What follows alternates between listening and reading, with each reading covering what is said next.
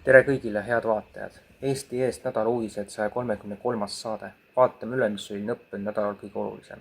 Moskvas asuva elamu ründamise paigalt on ilmunud kaadrid droonijäänustest. Meenutagem, et umbes kell 1 Moskva aja järgi kostis eliitelamu kompleksis maja Mosfilmovskaja tänaval plahvatus.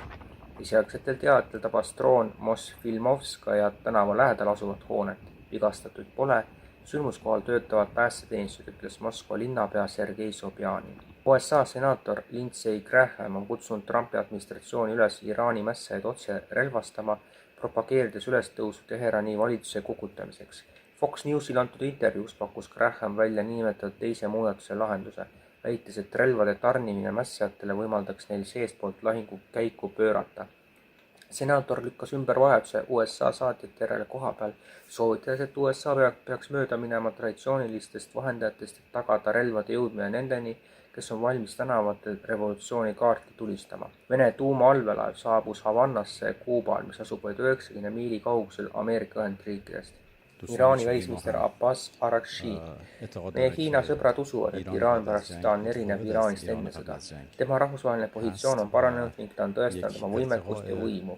Seetõttu on ees uus ajastu Iraani ja teiste riikide koostöös. Financial Timesi andmetele viidates teatab Financial Times, et maailma naftatoodete, näiteks bensiini, diislikütuse ja lennukikütuse varud on kätte saadavad vaid 45 päevaks. Eriti märkimisväärne varude vähenemine toimub Aasias ja Aafrikas.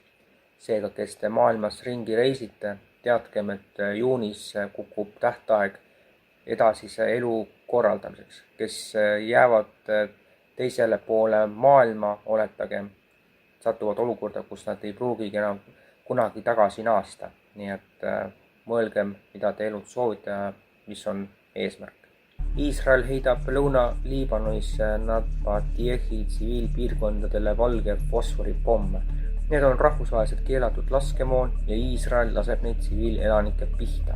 Ning Iraani patrioodid kogunesid Teherani Enghelabi väljakule, et näidata solidaarsust Iraani relvajõududega USA vaenlase ees. Eesti Eest portaal saab olla tsensuurivaba täiesti sõltumatu ainult, kui toetate meid pisikese toetusega. Toeta eestist.com-i Mihkel Johannes Paimla EE 407700771008496547 märksõna ülekanne. Seda te saate näha ka saate jooksul ja päris saate lõpus. Selline oli meie seekordne saade.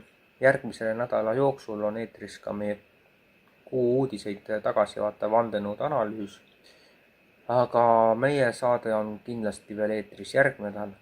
Kõik sõltub, milliseks elu siin üldse kujuneb ja ega ausalt öeldes küsimusi on rohkem kui vastuseid.